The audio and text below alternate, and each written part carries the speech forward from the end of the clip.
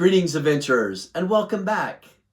And if this is your first time coming, I hope you'll find the content valuable for any role-playing system, or you find even more curiosity and interest in the Trinamyk Fantasy Adventure Role-Playing System that you'll end up subscribing, or become a member on my website.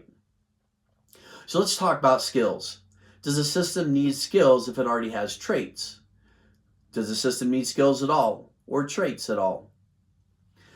So if we look at old school Renaissance style games, they had just traits. And this made a simple rule sheet to look at that basically defined parts of a person's body or mind in some way. Whereas when we go to skills, they end up being more job or task oriented. When we use both together, they can help define the concept of a character and help play it out mechanically. And this has a lot of benefit, for the player, and potentially pose new challenges and interests for the game master, or what I prefer, the adventure master, to apply in a situation. In the Trinamyk system, we actually use both. So a player can end up having traits only, or can have skills, and they can have any combination of them. By being a modular system, this is easy to accommodate.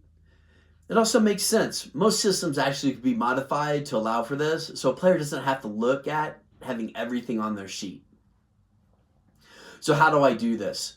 As a game master, I would end up calling for a skill set check, but I don't necessarily call it the skill itself. I would just call for a certain trait.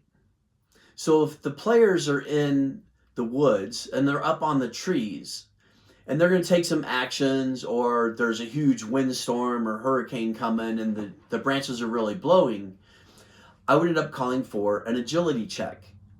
So the OSR style player knows exactly where to go on their sheet. There's not much to look at.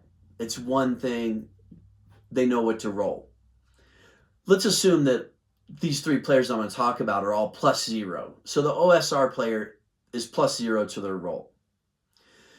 When we go to the second player, they would end up challenging back to me that says, hey, I have acrobatics on my sheet. Can I roll that? And I might allow for that, that's enough, that I constitute and see the judgment as acrobatics. However, I might look for more information than that.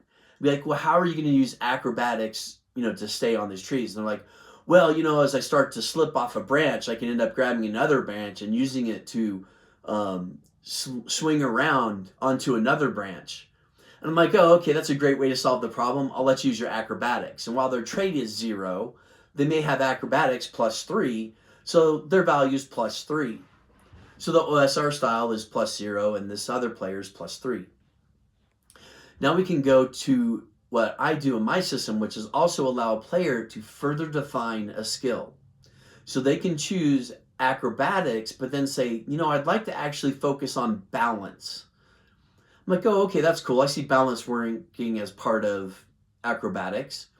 And so here they might take acrobatics as +1, but then they turn around and get +8 for the balance score. So now they have to justify how they're balancing on a tree branch. But this is kind of common. Anything small that somebody would have to balance on, it's almost like a tightrope, or a swaying bridge. They have to maintain their balance, or some wobbly surface. So easy enough. So I have 3 players now. I have an OSR that is +0 for their roll. I have the second player that just had acrobatics, and they're +3. And then now I have the other person who's +8. So they've really gotten to play out the character they wanted to design. Now we can further take this into what was their backstory, what was the classing of their characters. And so a person that chose balance, maybe they did it because they did justify something in their backstory, or maybe not. But if they did justify in their backstory and said, oh, I'm from a circus, and then my character is also a rogue, now I can stack multiple things together and just let the game flow and say, you know what, I don't need you to roll. I'm just going to let you succeed. And then the other players, I go ahead and have them roll. Maybe the OSR style player character is a simple person. They're not used to role playing, and then say, oh, my backstory was circus. And I say, okay, well, we'll just let you not roll and everybody else can roll. Because you want to challenge people on where they're at in their gaming play style and what they can achieve. Some people are great role players and they can come up with a lot of information and a lot of challenges back. But some struggle and want it more like a game and just some simple thing to go through until they learn more and become better at it. So ultimately, this is all we want to do is just further how much fun can somebody have at the table?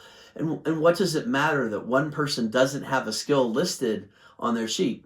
You know, the OSR player here, you know, is so simplistic, but it doesn't matter because the people who want more complexity, either going for acrobatics or for acrobatics balance, they got to do that as well and further their character. The modular character creation system has a point progression system in it, so it maintains balance as it goes. This is kind of the beauty of the system. If you find it pretty interesting, again, please subscribe. Consider becoming a free member on my website. When you do that, you can also access the library and you can get more free content.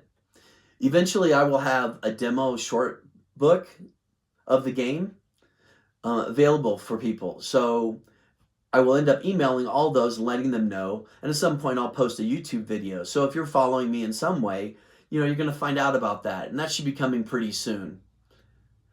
Thanks a lot for checking me out. Adventure well.